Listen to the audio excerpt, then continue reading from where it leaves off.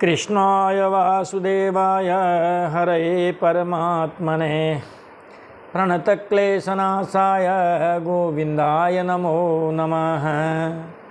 सच्चिदानन्दरूपाय विश्वोत्पत्त्यादिहेतवे तापत्रय विनाशाय श्रीकृष्णाय वयं नमः। समस्त कथा श्रोता बंधुओं को सादर जय श्री कृष्ण, जय श्रीमन्नारायण। आइए चलते हैं कथा प्रवाह में सुखताल, जहाँ श्री सुखदेव जी महाराज राजा परीक्षित जी को श्रीमद् भागवत महापुराण की कथा का श्रवण करा रहे हैं। आइए आप और हम सब भी चलते हैं कथा प्रवाह में कथा सुनने, जहाँ पर श्री सुखदेव जी महाराज राजा परीक्षित जी को कथा सुना रहे हैं। आप और हम सब भी कथा का श्रवण करते हैं। पिछले प्रसंग को देखते हुए, पिछले प्रसंग में 11वां स्कंद चल रहा है और उसका 21वां अध्याय हो गया है। 21वें अध्याय में उन्होंने गुण और दोष की महाराज परिभाषा दी है। गुण क्या और दोष क्या। तो महाराज अपना वर्णाश्रम जो धर्म है उसका पालन करें, उसका पालन करना ही गुण है और उसके विपरीत आचरण करना है महाराज दोष है। वो गीता जी में श्लोक है ना, श्रेयान् स्वधर्मो विगुणः परधर्मा स्वनुष्ठितात् स्वधर्मे निधनम श्रेयः परधर्मो भयावह। तो धर्म का मतलब यहाँ कोई पूजा पाठ से नहीं है, कर्म ही धर्म है, कर्म ही धर्म है। इसीलिए महाराज जिसका जो कर्म करें, जो हो बस वही कर्म करें। हमने कथा सुनाई थी कि उस गधे ने अपना कर्म बदलना चाहा। कहा है कुत्ता तो मस्त रहता है, दिन भर खाता पड़ा रहता है, धोबी दिन भर हमसे काम लेता है। अरे तो भाई रात में उससे भी काम लेता है।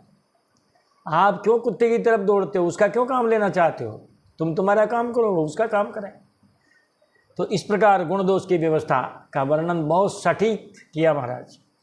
ये ज्ञान कांड है, इसके पढ़ने से सुनने से ही ज्ञान प्राप्ति होगी महाराज। लीला तो खर है। तो आज 22वां अध्याय चलेगा। 22वें अध्याय में महाराज तत्वों की संख्या और प्रकृति पुरुष का विवेक। ये तत्व कितने हैं? ये तत्व महाराज आज की विज्ञान में भी हैं, केमिस्ट्री में भी तत्व गिनाए जाते हैं 100 सवा 100। हमारे विद्वानों ने तो किसी ने 25 माने, किसी ने 26, किसी ने 28 और गोस्वामी तुलसीदास जी ने 5 मान लिए हैं। तो आज इन तत्वों का निर्णय हो जाएगा तत्व कितने। तो महाराज उद्धव जी भगवान से प्रश्न पूछते हैं और भगवान उनका उत्तर देते हैं। उद्धव उवाच कति तत्वानि विश्वेश संख्यातान्य ऋषिभिः प्रभो नवैकादश पंचत्रीणि आथ त्वमिह सुश्रुमाः। उद्धव जी ने कहा कि हे प्रभो, ऋषियों ने तत्वों की संख्या कितनी बताई है? ऋषियों ने तत्वों की संख्या कितनी बताई है? आपने तो 9, 11, 5 और 3 कुल मिलाकर के 28 तत्व गिनाए हैं। ये तो हम सब सुन चुके हैं। इसी प्रकार कुछ ऋषियों ने तत्वों की संख्या 26 भी बताई है। तो महाराज अब आप बताओ कि तत्व कितने हैं? भगवान श्री कृष्ण का आगे उद्धव जी, जिन लोगों ने 26 संख्या स्वीकार की है वे ऐसा कहते हैं कि 25 तत्व तक तो महाराज ये प्रकृति पुरुष हो जाते हैं और 26वां तत्व जो है वो ईश्वर है। हमारे एक सांख्यकारिका नाम का ग्रंथ है। संख्या से ही सांख्य बना। तो उस सांख्यकारिका में 25 तत्व गिनाए हैं। अभी आ जाएगी बात, हम आपको सुनाएं भगवान क्या कहते हैं। देखो आप, अनाद्य विद्यायुक्तस्य पुरुषस्यात्मवेदनम स्वतो न संभवादन्यः तत्वज्ञो ज्ञानदो भवेत्। भगवान ने कहा कि महाराज जो लोग 26 तत्व मानते हैं, वे ऐसा कहते हैं कि जीव अनादिकाल से अविद्या से ग्रसित हो रहा है, वह स्वयं अपने आप को नहीं जान सकता। उसे आत्मज्ञान कराने के लिए किसी अन्य सर्वज्ञ की आवश्यकता होती है। इस प्रकार 26वां तत्व ईश्वर को मान लिया जाए। अरे महाराज, कोई शेर का बच्चा है, पैदा होते बिछुड़ गया, भेड़ों की झुंड में मिल गया, अब महाराज वो भी अपने आप को भेड़ का बच्चा ही समझता है, उन भेड़ों में और स्वयं में कोई अंतर समझता ही नहीं है। अब कोई दूसरा शेर उसको सिखाए कि भैया तू भेड़ का बच्चा नहीं है, तू शेर का बच्चा है। देख मेरी आँख में एक कांच भगवान ने दिए, देखो आप दर्पण है ना, देख लो आप आराम से। कहा देख तू मेरी आंखों में तेरी शक्ल देख बेटा, तू और मैं एक ही जाति का हूँ। तो जैसे उस आगंतुक सिंह ने उस सिंह के बच्चे को ज्ञान कराया कि तू भेड़ का बच्चा नहीं है, तू सिंह का बच्चा है, तो सिंह के बच्चे में और आने वाले सिंह में अंतर हो गया है, तो उसी का अंश है, लेकिन भटक गया माया में, इसलिए अपने आप को भूल गया। तो महाराज ये जो जीव है, इस जीव को ईश्वर का अंश बताने के लिए जिस तत्व की आवश्यकता होती है वो 26वां तत्व है। लो 25 तत्व गिन लीजिए आप। हमारी 5 कर्मेंद्रियाँ, 5 ज्ञानेंद्रियाँ, 5 तत्व और उनकी 5 तन्मात्राएँ, तो 20 हो गए महाराज ये। और 3 महाराज हमारे ये मन, बुद्धि और अहंकार, तो ये 23 हो गए, एक प्रकृति और एक पुरुष। इस प्रकार कुल तत्वों की संख्या 25 हो जाती है। अब जीव को ईश्वर का ज्ञान कराने के लिए जिस तत्व की आवश्यकता होती है ईश्वरीय तत्व की, वो ईश्वरीय तत्व ही 26वां तत्व है। इन तत्वों की जानकारी होने से भी आदमी की मोक्ष हो जाती है। महाराज जो सांख्य दर्शन है कपिल मुनि का है, उन्होंने अपनी माता जी को भी ये उपदेश दिया था कि माता जी ये 25 तत्व हैं, 24 तत्व जड़ हैं, ये पैदा होते हैं नष्ट होते हैं। जो 25वां तत्व है वह माता जी ऐसा है कि वो न मरता है न जन्म लेता है। अगर आप उसकी जानकारी करेंगे तो इन 24 पर आपका कोई ध्यान रहेगा नहीं। सांख्य कारिका में लिखा है पंचविंशति तत्वज्ञो यत्र तत्राश्रमो वसेत जटी मुंडी सिखी वापी मुच्यते नात्र संशयाः। इन 25 तत्वों की जो जानकारी कर लेगा महाराज, चाहे वो जटाओं को धारण करने वाला हो, चाहे महाराज वो जो है वो सिर बिल्कुल मुंडा करके रहने वाला हो, योगी आदित्यनाथ जी की तरह महाराज, चाहे वो शिखा धारण करने वाला हो, त्रिवर्ण ब्राह्मण क्षत्रिय वैश्य, कहते हैं महाराज मुच्यते नात्र संशय, निश्चित ही उसकी मुक्ति होती, इसमें कोई संशय नहीं है। पुरुषेश्वरयोरत्र न वैलक्षण्यमण्वपि तदन्य कल्पना पार्था ज्ञानम च प्रकृतिर्गुणः। हे उद्धव जी, 25 तत्व मानने वाले कहते हैं कि इस शरीर में जीव और ईश्वर का अणुमात्र भी अंतर या भेद नहीं है। सिंह का बच्चा भेड़ के साथ रह रहा है, जन्म से उन्हीं के साथ रहा पला बड़ा, भले वो उसको मानता हो, लेकिन वास्तव में वो भेड़ का बच्चा नहीं है, सिंह का बच्चा है। तो महाराज कि इस शरीर में जीव और ईश्वर का अणुमात्र भी अंतर या भेद नहीं है। कहते हैं इसीलिए उसमें भेद की कल्पना करना व्यर्थ है। रही ज्ञान की बात, वह तो महाराज प्रकृति का गुण है। इसीलिए लिखा गोस्वामी जी महाराज ने, ईश्वर अंशे जीव अविनाशी चेतन अमली सहज सुख राशि। ईश्वर अंशे जीव अविनाशी चेतन अमली सहज सुख राशि। जीव जो है अविनाशी है, ईश्वर का अंश है, चेतन है, अमल है और सहज ही सुख राशि है। दुख का उसमें लेश मात्र भी नहीं है। फिर दुख क्यों पाता है महाराज? ये कि सो माया बसे अरे भयम गोसाई बंध्यो कीर मरे कटे की नाई। सो माया बसे भयम गोसाई भयों कीट मरे कटे की नाई। महाराज बंध्यो कीर मर कट की नाई। कीर का मतलब होता है तोता। तोते का बंधन हो जाता है महाराज, फिर तोता मालिक की भाषा बोलता है। जीव जब माया के अधीन होता है तो माया की भाषा ही बोलता है। महाराज बंदर को नचाता है मदारी, तब देखो आप फिर तो मदारी के हिसाब से वो चलता है। तो माया ने इस पर कब्जा कर लिया है, ये मायाधीन है महाराज जो है, और माया ईश्वराधीन है। इस प्रकार उन्होंने कहा भैया ये 25 तत्व हैं और 25वां तत्व जो है वो आत्मा है।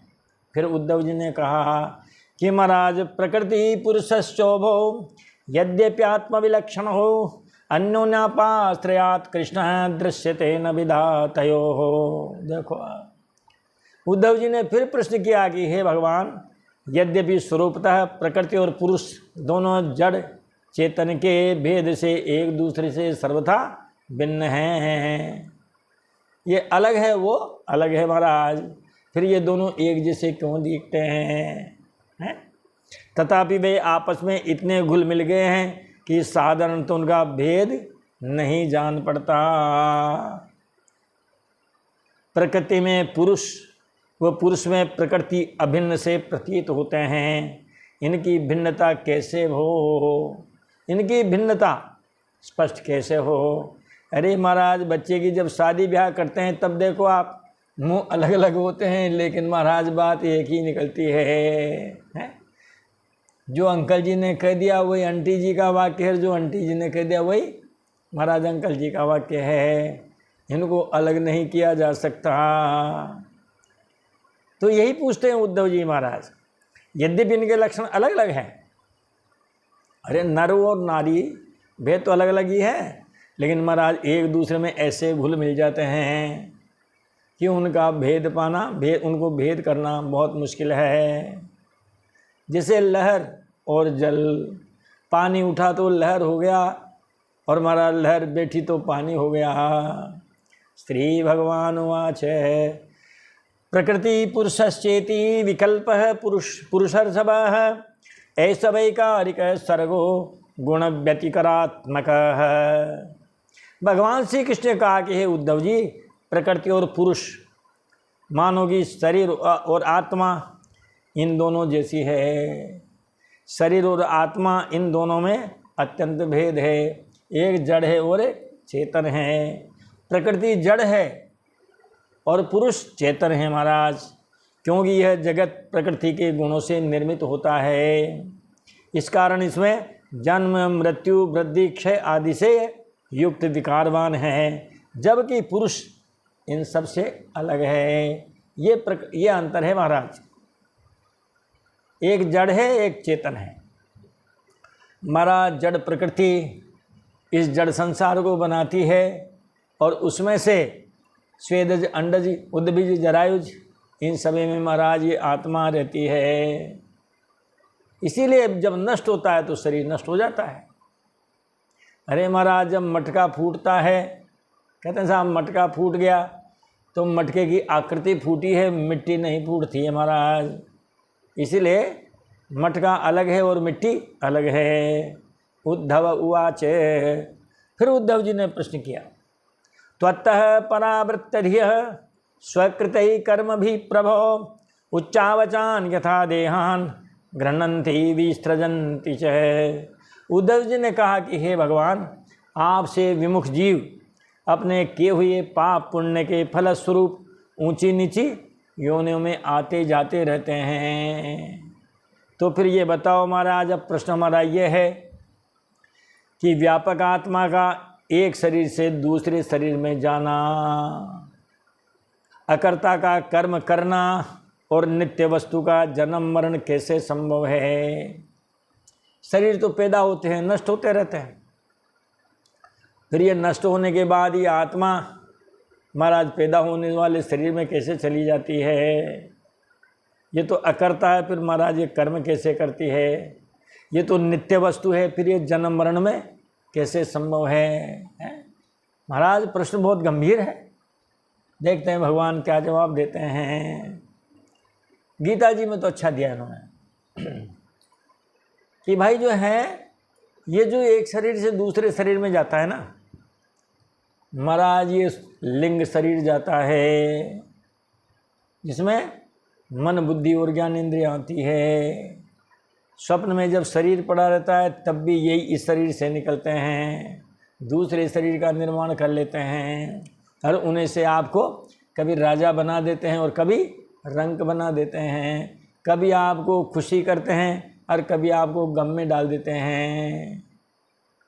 गीता जी में बहुत अच्छा लिखा है कि जिस प्रकार महाराज वायुर्गंधा निवासेत, जिस प्रकार वायु जो है फूलों की गंध को एक जगह से उठा करके दूसरे स्थान पर ले जाती है, उसी प्रकार ये जो सूक्ष्म शरीर है महाराज ये एक शरीर से निकल के दूसरे शरीर तक पहुंचता है कर्मों के अधीन होके। खैर देखते हैं भगवान यह क्या कहते हैं। मनः कर्ममयम नृणाम इंद्रिय ही पंचभिर्युतम लोकालोकम प्रयात्यन्यः आत्मा तदनुवर्तते। भगवान श्री कृष्ण ने कहा कि हे उद्धव जी, मनुष्यों का मन कर्म संस्कारों का पुंज है। मनः नृणाम कर्ममयम, मनुष्यों का मन कर्म संस्कारों का पुंज है। भोग प्राप्त करने के लिए उसके साथ 5 ज्ञानेंद्रियां भी लगी हुई है। बस इसी को लिंग शरीर कहते हैं, 5 ज्ञानेंद्रियां और मन। वही कर्मों के अनुसार एक शरीर से दूसरे शरीर में जाता है और वही एक लोक से दूसरे लोक में जाता है। लोकात् लोकम प्रयाति, लोकात् अन्यः लोकम प्रयाति। महाराज एक लोक से दूसरे लोक में जाता है, एक शरीर से दूसरे शरीर में जाता है। आत्मा इस लिंग शरीर से सर्वथा भिन्न है, उसका आना जाना नहीं होता, परंतु आत्मा भी अपने को लिंग शरीर ही समझ बैठता है। महाराज तब उसे भी अपना आना जाना प्रतीत होने लगता है। जब भी लिंग शरीर का आना जाना होता है, आत्मा का आना जाना नहीं होता है। वह तो अपना उससे संबंध मान बैठती है महाराज। जब संबंध मानते हैं ना तब गड़बड़ होती है, संबंध न माने तो कोई गड़बड़ नहीं है। आपने महाराज बच्चे की शादी कर दी, बच्चे की शादी कर दी, अब बच्चे बच्ची अपने उन ससुराल वालों से बंध गए और लड़की कहती है कि आज हमारे मामा जी इस दुनिया में नहीं रहे। अब कोई कहे नहीं हमने तुम्हारे मामा जी को देखा, तो ये कैसे करी हो आप? कहे नहीं हमारे जो है ना साहब इनके मामा जी। अब बताओ, अब जो पति के मामा जी है वो पत्नी के भी मामा जी बन गए।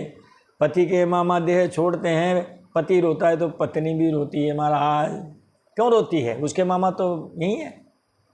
तो सुख दुख हमें इस संबंध की वजह से महाराज भोगने पड़ते हैं। ये आत्मा जो है उससे संबंध बना बैठता है, जीव से संबंध बनाता है, इसीलिए जीव के सुख दुख भी उसे अपने ही सुख दुख प्रतीत होते हैं। जैसे ब्याह होने पर महाराज पति पत्नी के एक दूसरे के सुख दुख महाराज वो दोनों के सुख दुख बन जाते हैं। उद्धव जी कहते हैं कि यथेवम अनुबध्येयम मदनो वदतां वरः सुदुस्समिहं मन्ये आत्मन्ये सदति कृपम। कहा महाराज चलो ठीक है, बात तो समझ में आई है, लेकिन लोग में क्या होता है, लोग में दुष्ट महाराज सज्जनों का अपमान करते हैं, तिरस्कार करते हैं। अब आप करो, आप यहीं रहो, यहाँ हमारा हो सकता है पग पग पर दुष्ट लोग तिरस्कार करें, हम उनको कैसे सहन करेंगे महाराज?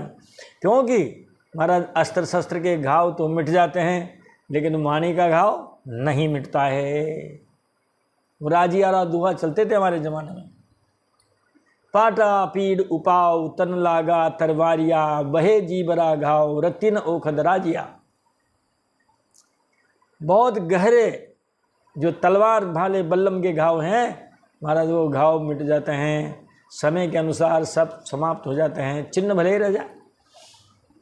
लेकिन वही घाव यदि जीव के हों तो महाराज उसके लिए रत्ती भर औषधि नहीं है। अस्त्र शस्त्रों के घाव की औषधि है, लेकिन वाणी के घाव की कोई औषधि नहीं है। तो महाराज उद्धव जी ने कहा कि आप समस्त वक्ताओं के शिरोमणि हैं, वदतां वरः, आप सब में श्रेष्ठ हैं। मैं इस दुर्जन से किए गए तिरस्कार को अपने मन में अत्यंत असह्य समझता हूँ, मैं उस तिरस्कार को सहन कर सकूं, आप मुझे वैसा ही उपदेश कीजिए। और यहाँ पर आकर के महाराज इस 22वें अध्याय का विराम हो गया। अब प्रश्न कर दिया तो उत्तर भी आज ही देख लेते हैं भगवान क्या उत्तर देते हैं। और इस प्रकार 22वें अध्याय का विराम और 23वें अध्याय का विराम होता है। भगवान उनको दृष्टांत के माध्यम से एक कथा सुनाते, एक कथा उसको उपाख्यान भी कर देते हैं। और भागवत जी में तो महाराज 5 तत्व हैं ना, जिनमें एक दृष्टांत भी है, गीत भी है महाराज, और वो स्तुति भी है महाराज, वहाँ तो चरित्र भी है महाराज, और उपदेश भी है महाराज। तो ये दृष्टांत है। देखो आप, एक तितिक्षु ब्राह्मण का इतिहास। तितिक्षु का मतलब होता है सहन करने वाला। एक कोई ब्राह्मण था, उस ब्राह्मण की कथा सुना रहे हैं, आप भी सुने, देखते हैं आपको कैसी लगती है। तितिक्षु ब्राह्मण, सहनशीलता, कितनी सहनशीलता रही है साहब उसमें। श्री भगवान वाचे, उन्होंने भी समर्थन किया उनका। न तथा तप्यते विद्दः पुमान बाणैः सुमर्मगैः यथा तुदन्ति मर्मस्थाः यसताम पुरुषैः शवाः। भगवान श्री कृष्ण ने उद्धव जी से महाराज इस बात का समर्थन करते हुए कहा कि उद्धव जी, मनुष्य का हृदय मर्म भेदी बाणों से बिधने पर भी उतनी पीड़ा का अनुभव नहीं करता। सुमर्मगैः बाणैः विद्धः पुमान तथा न तप्यते। मर्मस्थल को छेदने वाले जो बाण हैं, उनसे भी व्यक्ति उतना व्यथित नहीं होता जितना, कहते हैं हमारा असताम परशेष है, जो दुष्ट हैं उनकी जो कठोर वाणी है, वो वाणी जब मर्म में लगती है महाराज बड़ी पीड़ा पहुंचाती है। दुष्ट जनों के जो मर्मांतक कठोर जो वागबाण हैं, वो महाराज बड़ी पीड़ा पहुंचाते हैं। महाराज जी उद्धव जी की बात का समर्थन किया भगवान ने कि उद्धव जी आप जो करे वो बात बिल्कुल सही है। कथयन्ति महत्पुण्यम इतिहासम इहोद्धवः तमहं वर्णयिष्यामि निबोध सुसमाहित सुसमाहित निबोध। सावधान हो के सुनिए, आप लोग भी सावधान हो के सुनिए। भगवान कह रहे हैं तम अहम वर्णयिष्यामि, मैं उस घटना का वर्णन करता हूँ, मैं उस घटना का वर्णन करता हूँ, उस इतिहास का जो महाराज यहाँ पर घटी है, बड़ी पुण्यवान है। और महाराज इस प्रकार कोई बड़ा अच्छा इतिहास है जो लोग कहा करते हैं। महाराज लो हम आपसे कहते हैं आप सावधान होकर के सुनिए। केनचित भिक्षुणा गीतम, किसी भिक्षुक ने जो है महाराज उसके हृदय के उद्गार प्रकट किए हैं। एक भिक्षुक है महाराज ब्राह्मण, उसको भी ऐसे लोग परेशान किया करते थे। इसीलिए केनचित भिक्षुणा गीतम, किसी भिक्षुक ने अपने हृदय के उद्गार प्रकट किए। परिभूतेन दुर्जनैः, दुष्टों ने उसको सताया। दुर्जनैः परिभूतेन केनचित भिक्षुणा गीतम, दुष्टों के द्वारा सताए गए किसी ब्राह्मण भिक्षुक ने महाराज ये अपने हृदय के उद्गार प्रकट किए हैं। स्मृता धृतियुक्तेन, महाराज उसने धैर्य धारण किया। और धैर्य धारण करने के बाद कहते हैं विपाकम निज कर्मणा, अपने पूर्व जन्म के कर्मों का फल समझ करके और उसने वो सब सहन किया और उसने अपनी आत्मकथा सुनाई है। कहते हैं महाराज आप उस ब्राह्मण की वाणी को सुनिए, ब्राह्मण के जीवन में क्या घटा। अवंतीषु द्विज कश्चित आसीद आड्यतम स्त्रिया वार्तावृत्ति कदर्यस्तु कामी लुब्धोति कोपनाः। महाराज उज्जैन में एक पंडित जी रहते थे, कश्चित द्विज, नाम नहीं लिया, नाम नहीं लेना चाहे। नाम ले ले महाराज हैं तो गड़बड़ हो जाती है, सब उसके पीछे पड़ जाए, ढूंढने निकल जाए। इसीलिए उन्होंने कह दिया कोई ब्राह्मण है उज्जैनी और श्रिया आढ़्यतमः आसीत, महाराज धन दौलत से संपन्न था। वार्ता वृत्ति ही, वो खेती बाड़ी का काम करते थे, व्यापार करते थे महाराज, और जो अपना काम है भिक्षावृत्ति का, पंडिताई का, कर्मकांड का, वो भी करते थे। महाराज बताओ आप 2-3 जगह से आमदनी हो रही है, खेती बाड़ी है, व्यापार है, अपना कर्मकांड का काम है, खूब धन इकट्ठा कर लिया, लेकिन उसके साथ महाराज उसकी जो है 2-4 विशेषता है। कदर यस्तु, महाराज बड़ा कृपण था, बड़ा कृपण था, कामी था। कामी का मतलब अनेक कामनाएं रखने वाला, धन प्राप्ति की, लुब्ध है, बड़ा लोभी और अति कोपना है। महाराज क्रोध तो बात बात पर आ जाया करता था। जब कभी उसे पैसा खर्च करने की बात करो तो महाराज बड़ा क्रोधित हो जाता था। पैसा बहुत, लेकिन बड़ा कंजूस था। दुःशीलस्य कदर्यस्य ध्रुयन्ते पुत्र बांधवाः दारादुहितरो भृत्या विषण्णानाचरन् प्रियम। कहते हैं महाराज उसकी कृपणता और बुरे स्वभाव के कारण, दुःशीलस्य कदर्यस्य, महाराज एक तो उसका स्वभाव ठीक नहीं था, कंजूस भी था, इसीलिए उसके बेटे बेटी, भाई बंधु, नौकर चाकर और पत्नी आदि सभी दुखी रहते थे। विषण्णा, कौन कौन विषण्णा? कहते हैं महाराज पुत्र पुत्री, बांधव, पत्नी, पुत्रियां सब उससे दुखी रहती थी महाराज, और हमेशा उसका अनिष्ट चिंतन करती थी। क्या अनिष्ट चिंतन? कि महाराज ये कब गोविंदाय नमो नमः हो और हम इसका पैसों का आनंद लें। कोई भी उसके मन को प्रिय लगने वाला व्यवहार नहीं करता था। अरे भाई कंजूस के पास कौन जाए? तो महाराज इस प्रकार कंजूस व्यक्ति को धन से बड़ा प्यार रहता है। लाओ ये कवित्व सुना देते हैं आपको, हमको भी कहीं किसी जगह से मिल गया था, इसीलिए आपको ये सुना देते हैं। क्या कहता है कंजूस लक्ष्मी से?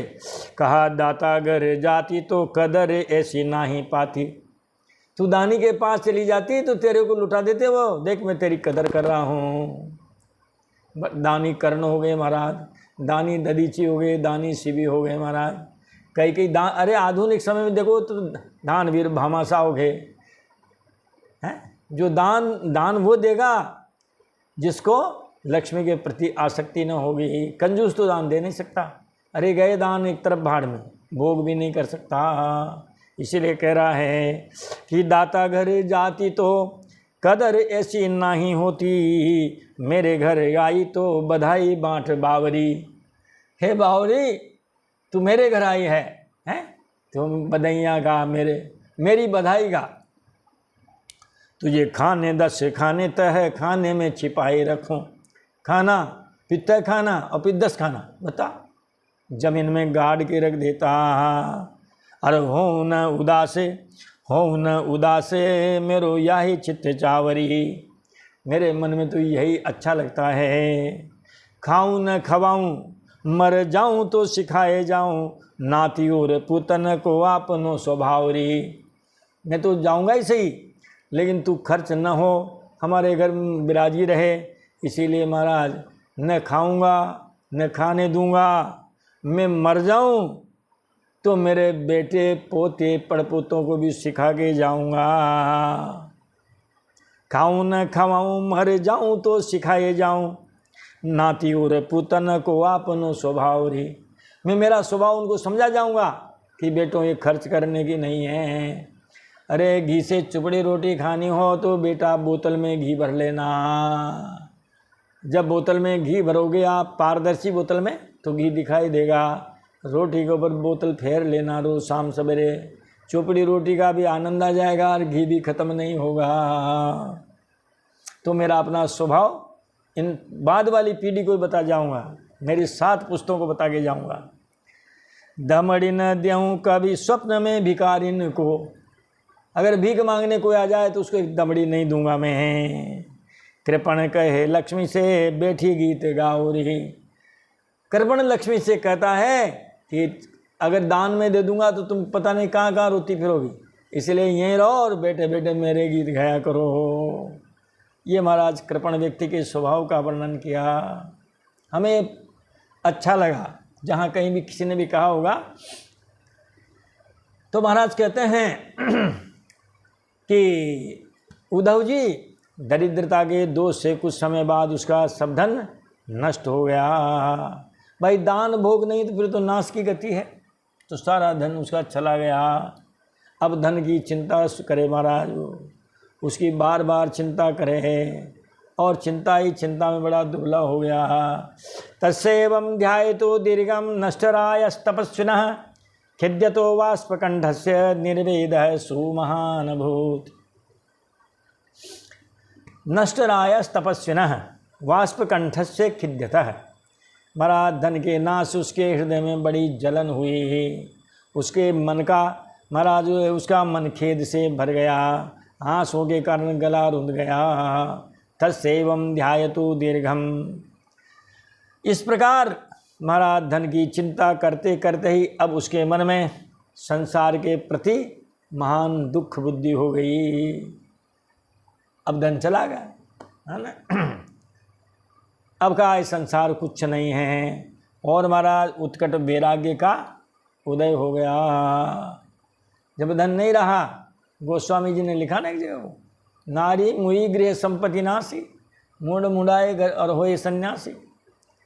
तो महाराज संसार के प्रति उसको बड़ा दुख हुआ और उत्कट वैराग्य का उदय हो गया।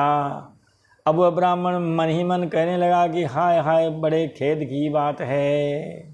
क्या खेद की बात है? स चाहेद महो कष्टम। कहने लगा अरे बड़े खेद की बात है। वृथात्मा में नुतापित है, क्योंकि महाराज धन ऐसे तो इकट्ठा होता नहीं है।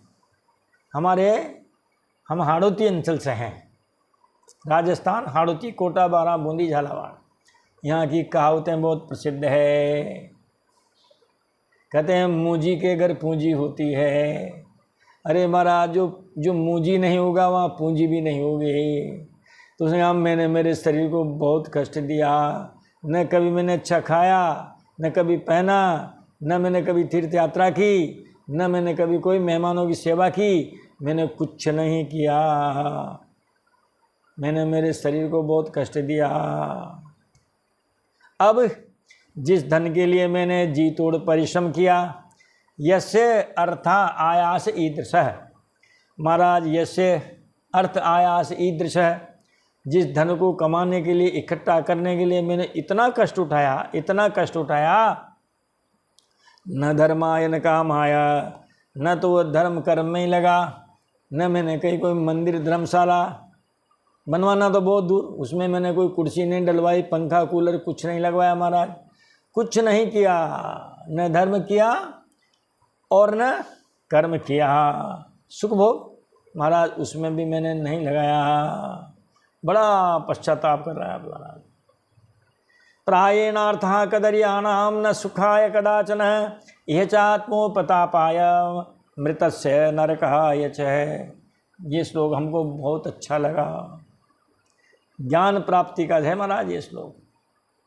ब्राह्मण ने विचार किया कि कृपण पुरुष को धन से कभी सुख नहीं मिलता। जो कृपण पुरुष हैं महाराज उनको धन से कभी सुख नहीं मिलता। क्यों नहीं मिलता महाराज? इस लोक में तो वे धन कमाने की और उसकी रक्षा की चिंता में जलते रहते हैं। महाराज धन की लिखा है ये कष्टदायी है। कमाओ तो दुख, सुरक्षा करो तो दुख, कोई ले जाए तो दुख। महाराज इसीलिए दुखों से भरी हुई है। ब्राह्मण ने कहा कि कृपण पुरुषों को धन से कभी सुख नहीं मिलता। वे इस लोक में तो धन कमाने की और उसकी रक्षा करने की चिंता में जलते रहते हैं और मरने पर धर्म न करने के कारण महाराज वो नरक में जाते हैं। क्योंकि यहाँ से जब हम जाएंगे तो कुछ नहीं जाएगा, केवल आपका पाप पुण्य साथ जाएगा, कर्म फल वही जाएगा महाराज। धनानि भूमौ पशवश्च गोष्ठे नारी गृहद्वारि सुता श्मशाने देहश्चितायां परलोक मार्गे धर्मानुगो गच्छति जीव एकः। महाराज धन है तो वो डबल लोक में महाराज बैंकों का जो होता है ना पैसे रखते हैं उसमें लोकर उसमें रह जाएगा। पशवश्च गोष्ठे महाराज गाय बैल भैंस से तो अपने बाड़े में रह जाएगा। अब गाड़ी घोड़े आ गए महाराज, तो आपके गैरेज में रह जाएंगे। और महिला है आपकी धर्मपत्नी, तो रोती रोती दरवाजे तक जाएगी। वहाँ से अपने कुटुंबी लोग उनको ढांढस बनाते हुए और उनको जो भी संस्कार होते हैं वेदव्य के, वो कराते हुए वापस ले आएंगे। अरे आंटी जी चलो, ये तो संसार का नियम है, सब एक दिन जाना है। अब आंटी जी चलो, आप तो वापस से ये लो महाराज, वहीं से मोड़ लाएंगे हैं। तो धनानि भूमौ पशवश्च गोष्ठे, नारी गृह द्वारि सुता श्मशाने। बेटे अपना धर्म केवल शमशान तक, बस चिता पे रखे, लगाए आग, और महाराज जब तक वो ज्वाला शांत होती है, शांत भी नहीं होती है, उसके पहले उठ के चलो जी घर। तो सुता श्मशान है महाराज, बेटे पोते वहाँ तक ही पहुँचेंगे। फिर ये शरीर का देह चितायाम, देह भी चिता तक, आग लगने के बाद ये देह भी खत्म।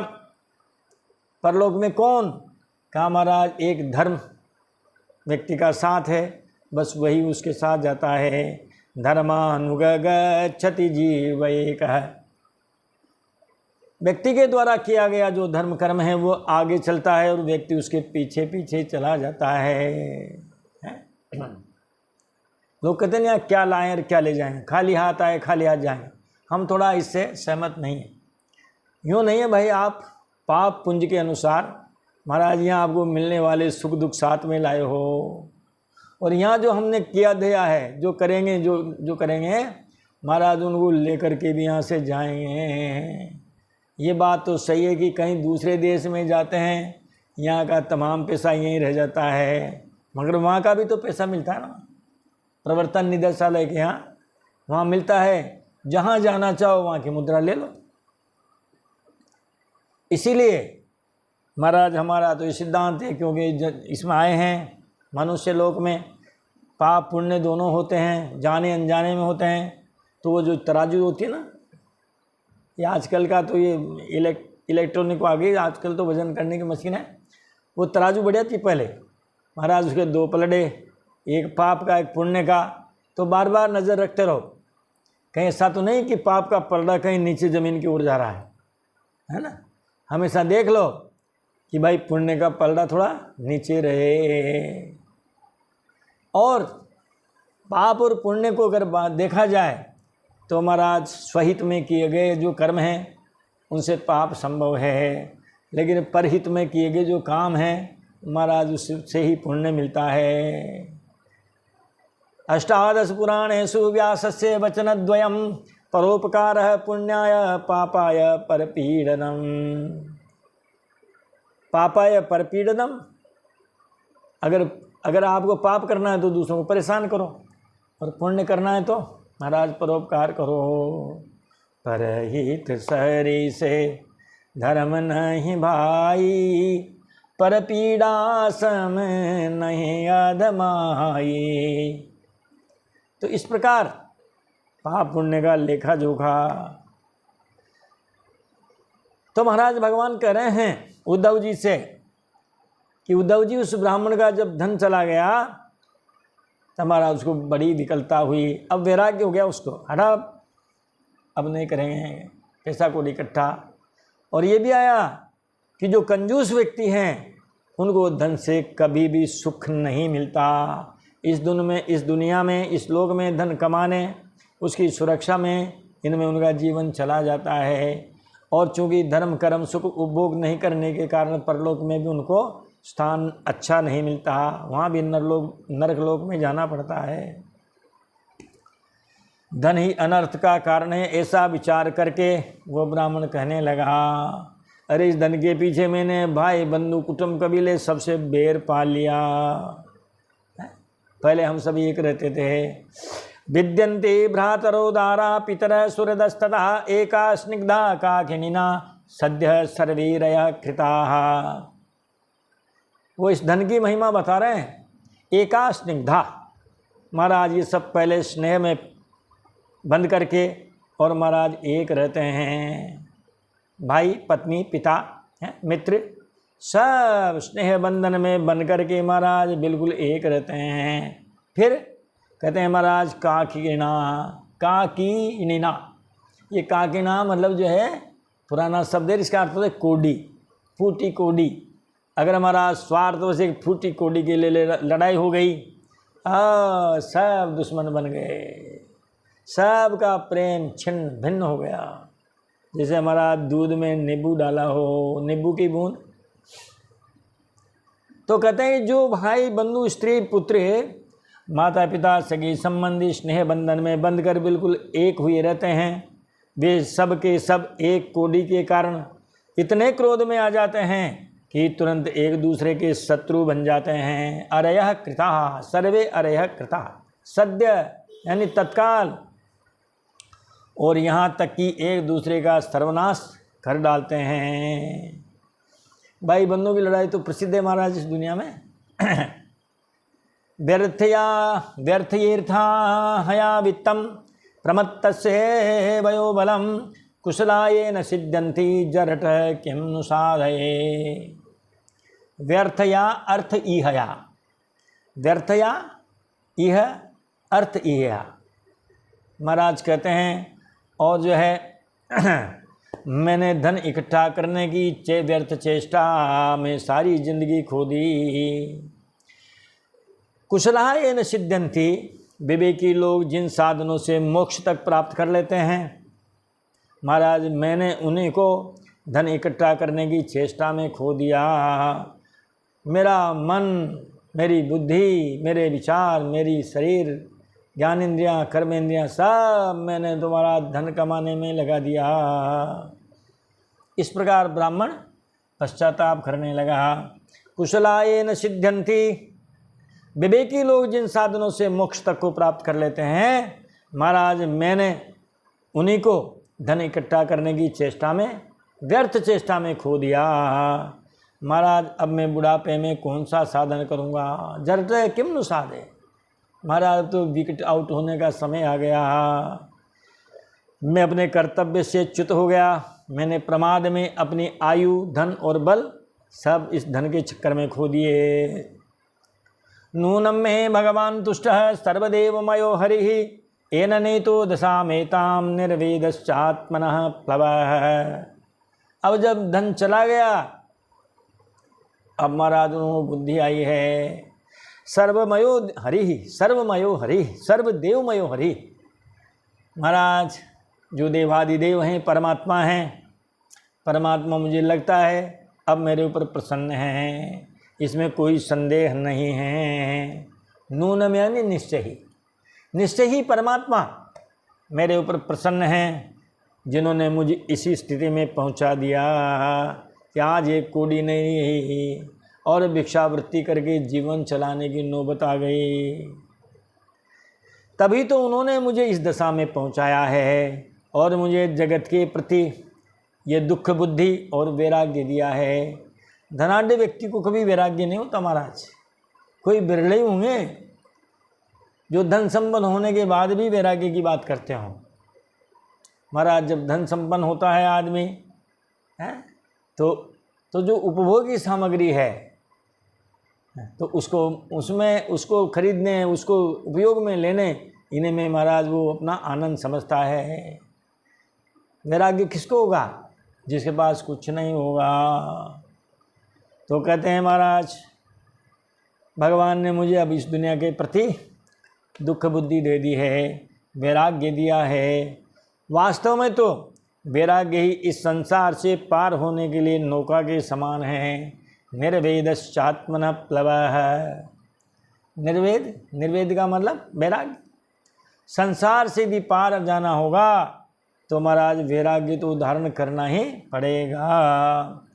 आप अगर वैराग्य धारण नहीं करोगे तो महाराज फिर देख लो आप, पुनरपि जननम पुनरपि मरणम पुनरपि जननी जठरे शयनम। किसी को तत्काल वैराग्य हो जाता है, किसी को धीरे धीरे वैराग्य हो जाता है और किसी को मरते दम तक भी वैराग्य नहीं होता। अरे महाराज वो चाबियाँ डबल लो की और बैंक की सबकी अपने पास ही रखना चाहते हैं। तो वैराग्य धारण कर उसने अब तप करने का संकल्प ले लिया। वह देवताओं से प्रार्थना करने लगा कि हे तीनों लोकों के स्वामी देवगण, आप मेरे इस संकल्प का अनुमोदन करें। तत्र माम अनुमोदेरन देवा त्रिभुवनेश्वराः, हे त्रिभुवनेश्वराः देवाः, हे त्रिभुवन के देवतागण, आप मेरे संकल्प की महाराज जो सिद्धि है उसकी आप जो है उसका समर्थन करें, मुझे सिद्धि प्राप्त हो ऐसी कामना करें। क्योंकि मूर्तेन ब्रह्मलोकम खटवांग है समसाधयते। एक राजा हुए थे खटवांग महाराज, उन खटवांग ने तो एक घड़ी में ही महाराज जो है उन्होंने ब्रह्मलोक को प्राप्त कर लिया था।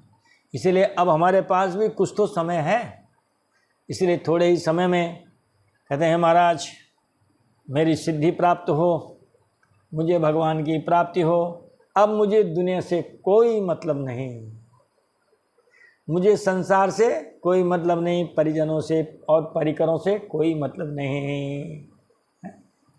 महाराज जो है इस प्रकार वो प्रार्थना करने लगा कि मेरा संकल्प सिद्ध हो।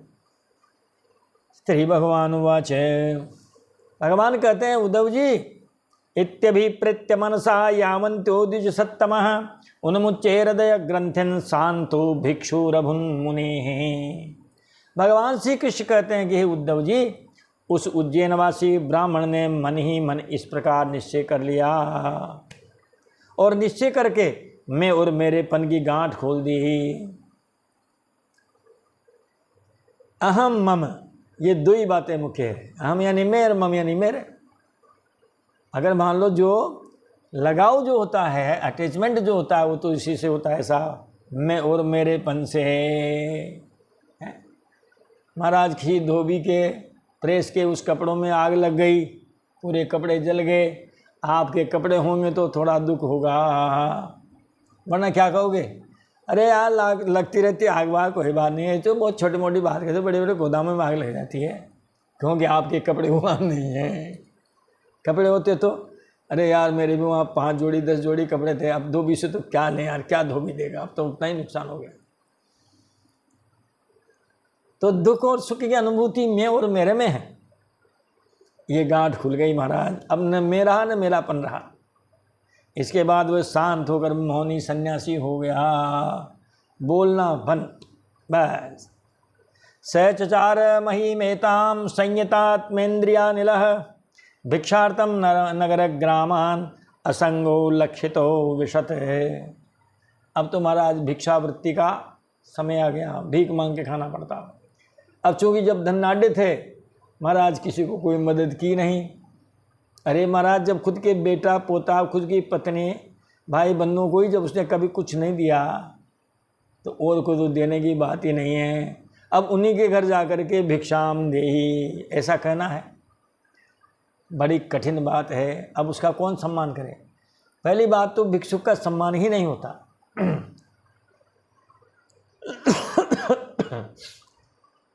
भिक्षुक का सम्मान नहीं होता, सेवक को सुख नहीं मिलता। कल्पना अगर मान लो प्रार्थना करते हैं, इच्छा करते हैं तो बेकार है।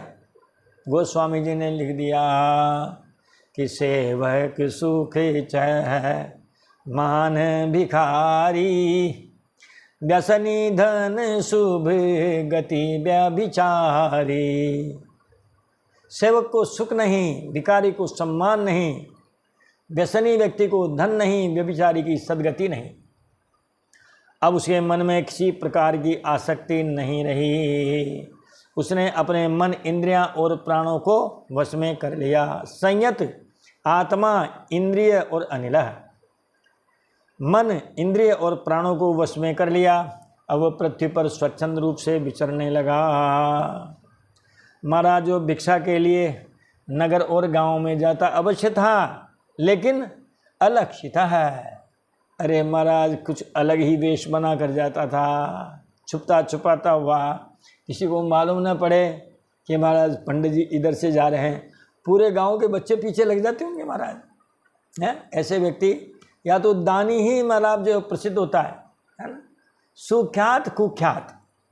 दानी होगा तो सुख्यात होगा और कंजूस होगा तो महाराज कुख्यात होगा। हमारी मनुस्मृति में तो इतना तक लिख दिया कि महाराज उसका नाम भी न लें। 2-5 व्यक्ति गिनाए, इन व्यक्तियों का नाम न ले महाराज। आत्मनाम गुरुर्नाम नामाति कृपणस्य च श्रेय कामो न गृह्णीया ज्येष्ठापत्यम कलत्रयो हो। नामाति कृपणस्य च, कृपण व्यक्ति का नाम न लें, जिब्बा पे भी न आवे। तो भिक्षा के लिए नगर और गांव में जाता अवश्य था, परंतु इस प्रकार से जाता था कि कोई उसे पहचान न ले। तम वै प्रवसम भिक्षुम अवधूतम असज्जनाः दृष्ट्वा पर्ये भवन भद्र भव्यभिः परिभूतिभिः। भगवान श्री कृष्ण कहते हैं कि उद्धव जी, वह अवधूत बहुत बूढ़ा हो गया था और दुष्ट लोग उसे देखते ही उस पर टूट पड़ते थे और तरह तरह से महाराज उसका तिरस्कार करके उसे परेशान करते थे। भव्य भी परिभूति भी, तरह तरह का अपमान और अपमान करके उसको बहुत परेशान करते थे। महाराज के चित्रिवेणुम जगृहु एके पात्रम कमंडलुम पीठम चैके क्षसूत्रम चे कंठा चीराणि केचन। क्या करते, कुछ उसका महाराज वो जो दंड जो हाथ में होता, महाराज को उसके दंड को छीन के भाग जाता, कोई उसके दंड को छीन लेता, कोई कहते हैं एके पात्रम, कोई महाराज उसके भिक्षा के पात्र को लेके भाग जाता, कोई उसके कमंडल को लेके भाग जाता, कोई उसके बगल में कंबल उम्बल आसन जो रहता उसको छीन के भाग जाता। कम इस तरह बगल में से यूँ खींचा और भाग गए महाराज। अक्षसूत्रम, महाराज रुद्राक्ष की माला उसको छीन भागते। कोई पंथा नहीं, कंथा, कंथा यानी गोदड़ी, महाराज जो है गोदड़ी बिछाने की उसको लेके भाग जाता।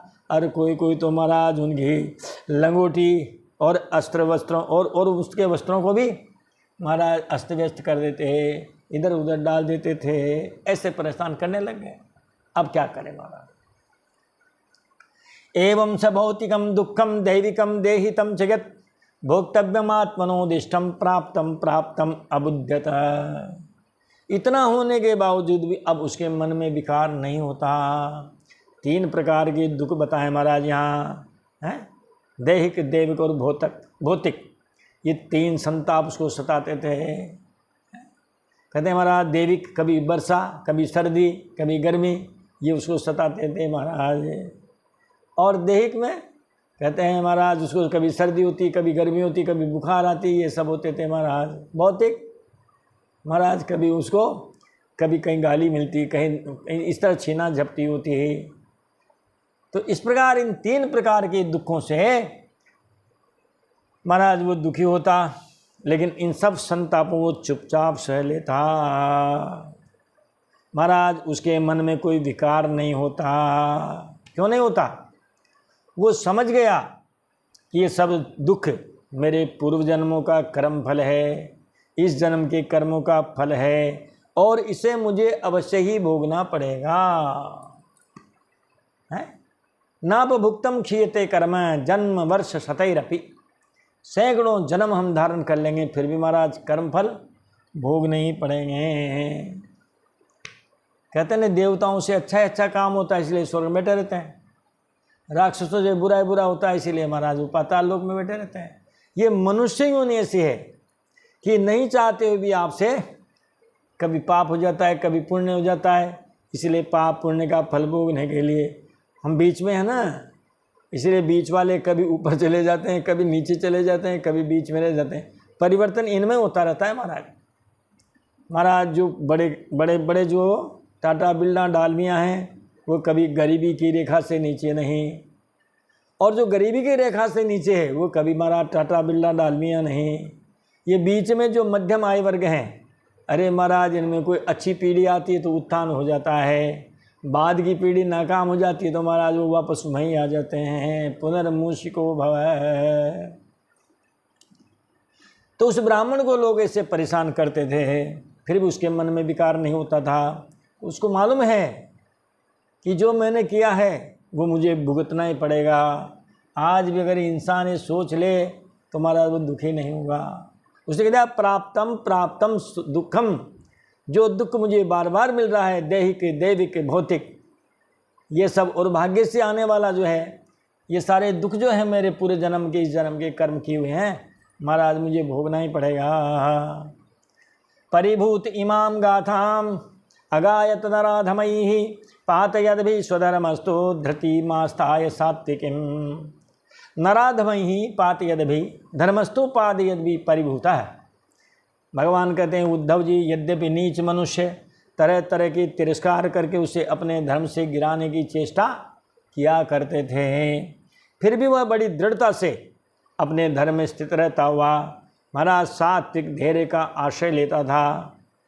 और लेकर के कभी कभी उसके मन में ऐसे उद्गार प्रकट होते थे, वो ऐसा भी कहता था कभी कभी, द्विज उवाच, वो ब्राह्मण से कहता था मन के उसके विकार कि नायम जनों में सुख दुख हेतु न देवतात्मा गृह कर्म कालाः मनः परम कारण मामनन्ति संसार चक्रम परिवर्तयेद् यत। वो ब्राह्मण कहता था, कहते हैं कि मेरे सुख अथवा दुख का कारण न तो मनुष्य है, न देवता है, न ये शरीर है, न ये ग्रह है ना राहु केतु शनि, ये भी नहीं है, कर्म और काल आदि ही है, ये भी नहीं है। श्रुतियाँ और महात्मा जन मन को इसका परम कारण बताते हैं। मन ही सुखी और मन ही दुखी, और मन से ही पाप, मन से ही पुण्य, सब काम मन से होता है। इसीलिए महाराज सुख और दुख का कारण और कोई नहीं है। अगर सुख और दुख का कारण तो ये मन ही है, और मन ही इस सारे संसार चक्र को चला रहा है। देखो महाराज गोस्वामी तुलसीदास जी ने भी लिखा है, कर्म प्रधान विश्व करि राखा, जो जैस करहि सो तसे फल चाखा।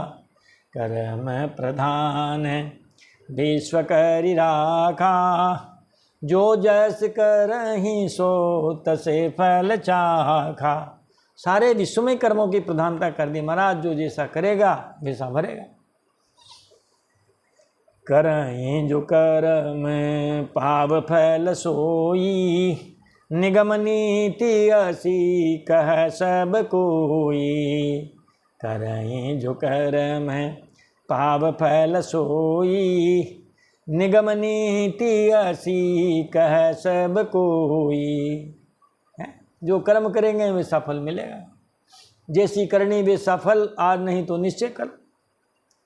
वेद पुराण नीति शास्त्र सब ऐसा कहते हैं महाराज। एक श्लोक भी देखो आप, भागवत जी का तो नहीं है मगर इससे बिल्कुल मिलता जुलता है।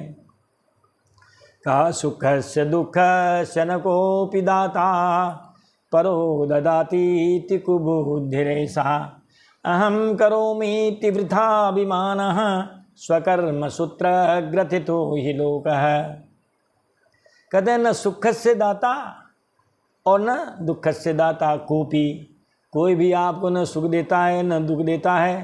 आप कहें महाराज हमारे तो दूसरे दुख देते हैं, पड़ोसी भाई बंधु रिश्तेदार ये दुख दे रहे हैं, महाराज ये भी ठीक बुद्धि नहीं है। आप ये कहो कि मैं करता हूँ, ये मेरे द्वारा क्या काम है, कहते हैं ये भी झूठ की बात है। तो फिर क्या है, सारे इस कर्म सूत्र में बंधे हुए हैं महाराज। जैसा कर्म वैसा ही महाराज उसका फल मिलता चला जाता है। वो ब्राह्मण और कहता है कि मनो वशन्य यभवन स्मदेवा, मनश्चनान्य स वशं समेति। विस्मो हि देवः सहसः सहीयान्, युञ्जात वसेतं सही देवदेवः। महाराज सारी इंद्रियां मन के वश में हैं। अन्य देवा मनोवशे अभवन स्म। जितने भी इंद्रियां हैं महाराज वह मन के वश में हैं, लेकिन मन किसी इंद्रिय के वश में नहीं है। मनश्चनान्य स वशं समेति। मन किसी भी इंद्रिय के वश में नहीं है, और इंद्रियां सारी इंद्रियां मन के वश में हैं। महाराज ये मन बलवानों का बलवान है और अत्यंत भयंकर देवता है। जो इसको वश में कर लेता है महाराज वही इंद्रियों का विजेता है। तम दुर्जयम शत्रुमसह्य वेगम अरुन्तुदं तन्न विजित्य केचित् कुर्वन्त्य सद्विग्रहमात्रमर्त्यै मित्राण्युदासीन रिपून् विमूढ़ाः। विमूढ़ा मूर्ख लोग क्या करते हैं, इस दुनिया में किसी को मित्र, किसी को शत्रु और किसी को उदासीन बनाते हैं। ये सब बेकार की बात है महाराज।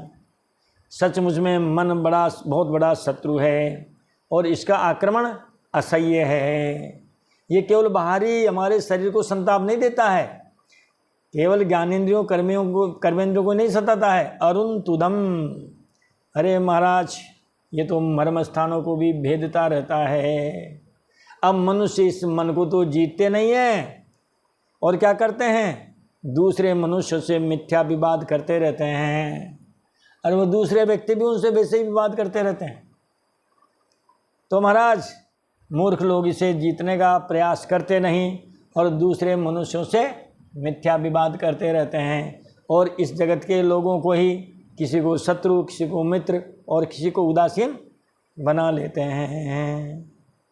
एतां सगास्थाय परात्मनिष्ठाम् अध्यासिता पूर्वतमैर्महर्षिभिः अहं तरिष्यामि दुरन्तपारं तमो मुकुन्दाङ्घ्रिनिसेवैव। अब उस ब्राह्मण ने निश्चय कर लिया कि बड़े बड़े प्राचीन ऋषि मुनियों ने जिस भगवत भक्ति का आश्रय लिया है, पूर्वतमय महर्षि भी अध्यासिता, हमारे जो पूर्वज महर्षि हैं उन्होंने जिस भगवत भक्ति का आश्रय लिया, महाराज मैं भी उसी भगवत भक्ति का आश्रय लूँगा और मुक्ति तथा प्रेम की दाता भगवान के चरण कमलों की सेवा करूँगा।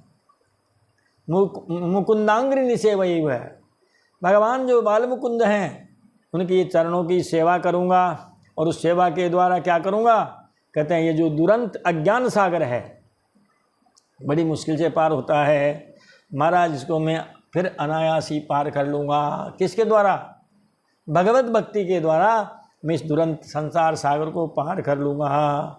वह ब्राह्मण इस प्रकार का निश्चय करके भगवान की भक्ति में तन्मय हो गया।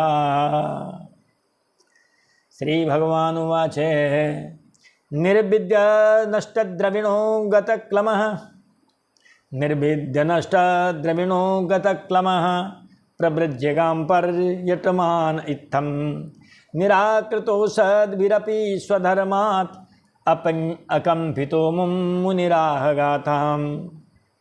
कहते हैं महाराज, भगवान कहते हैं उद्धव जी उस ब्राह्मण का धन क्या नष्ट हुआ, उसका सारा क्लेश ही दूर हो गया। गतक्लमः नष्ट द्रविणो गतक्लमः, महाराज उसका धन नष्ट क्या हुआ, सारा कष्ट ही दूर हो गया। अब तो वह निर्विद्या विरक्त हो गया, संसार से विरक्त हो गया और संन्यास लेकर पृथ्वी पर स्वच्छंद विचरण करने लगा। यद्यपि दुष्टों ने उसे बहुत सताया, फिर भी वह अपने धर्म में अटल रहा, थोड़ा भी विचलित नहीं हुआ। निराकृतो सद्भिरपि स्वधर्मात्, निराकृतः तिरस्कृतः असद्भिः इति दुष्टैः, दुष्टों के द्वारा उसको बहुत सताया महाराज, लेकिन अपने धर्म में अटल रहा, थोड़ा भी विचलित नहीं हुआ। और उस समय वह मौनी अवधूत मन ही मन वैराग्य के गीत गाया करता था। अमुम मुनि राह गाथाम, महाराज वो कहता था भैयाओ मेरी बात सुनो, मेरी बात सुनो, है ना। अनुभवजन्यम ज्ञानम विज्ञानम, अब उसने अनुभव कर लिया कि महाराज धन की गति बहुत खराब है, इससे बढ़कर कोई चीज़ नहीं और इससे घटिया भी कोई चीज़ नहीं। इस प्रकार भगवान ने कहते हैं महाराज उद्धव जी महाराज को ये गाथा सुनाई है। तब उद्धव जी को ये हो गया भरोसा कि महाराज ये तो दुनिया है, हमें तो भगवान की भक्ति करनी है, वैराग्य धारण करना है। और इस प्रकार यहाँ इस अध्याय का भी विराम होता है। अगली कथा अगले वीडियो के साथ सुनाएंगे, तब तक आप इस कथा को सुनिए, अच्छी लगे तो लोगों को सुनाइए और जो भी इन वीडियो के साथ जो भी होता हो, लाइक शेयर सब्सक्राइब जो भी होते हों, तो आपकी इच्छा हो जो कीजिए। हमने हमारी कथा सुना दी है। अब अगला अध्याय 24वां चलेगा महाराज, सांख्य योग का वर्णन करेंगे। देते हैं वाणी को विराम और मिलते हैं अगले वीडियो में। तब तक के लिए महाराज बोलिए बाल कृष्णाल की जय, द्वारिकाधीश भगवान की जय, भक्त वत्सल भगवान की जय, वृंदावन बिहारी लाल की जय, श्री राम जी लला की जय, अयोध्यानाथ की जय। जय जय श्री सीताराम, जय जय श्री राधे, जय जय श्री सीताराम। हर हर महादेव शंभो।